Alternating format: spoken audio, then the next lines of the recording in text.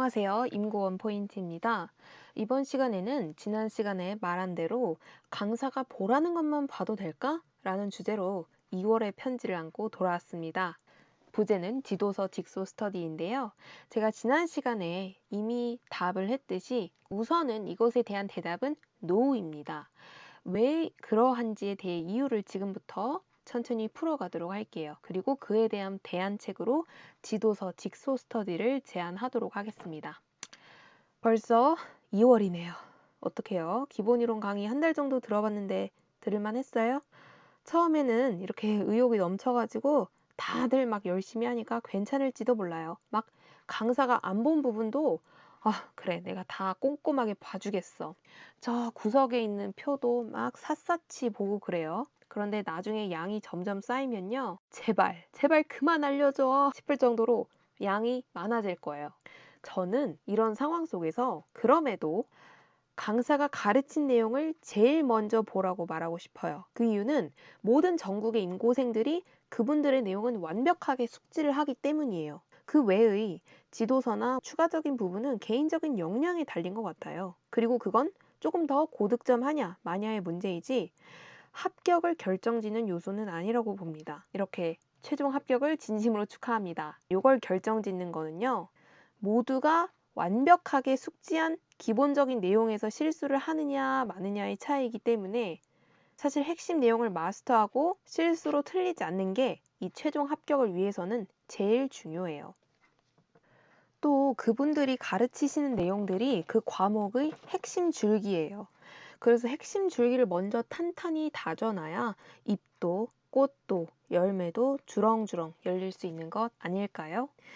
그래서 이런 질문이 들어왔어요. 이번에 처음 시험 보는 초수생인데요. 백구 커리를 타고 있어요.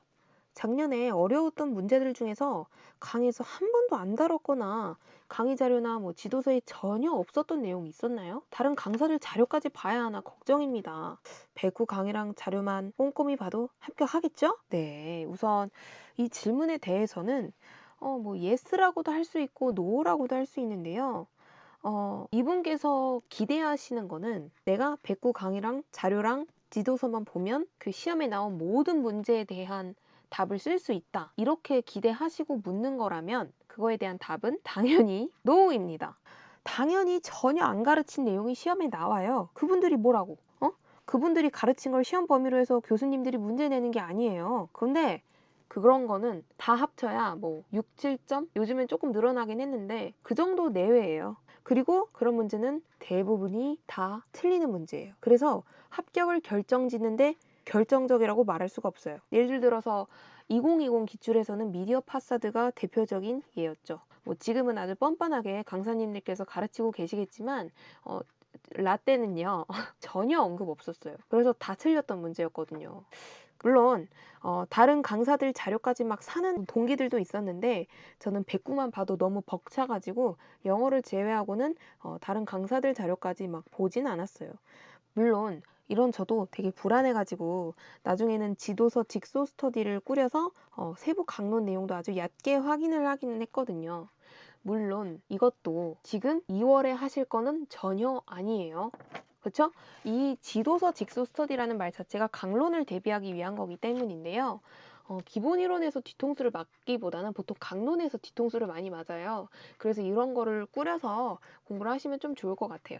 근데 제가 항상 말씀드리지만 강사님께서 가르치시는 기본 줄기를 먼저 익혀야 돼요. 그리고 여름방학 이후 때 그거 외에 내가 좀 더 그 7점 내외로 나오는 그 왕지연 문제를 내가 한번 맞춰보겠다. 내가 초고득점에서 1등으로 발령 나겠다. 약간 이런 마음이면 이런 것도 한번 해보시면 좋아요.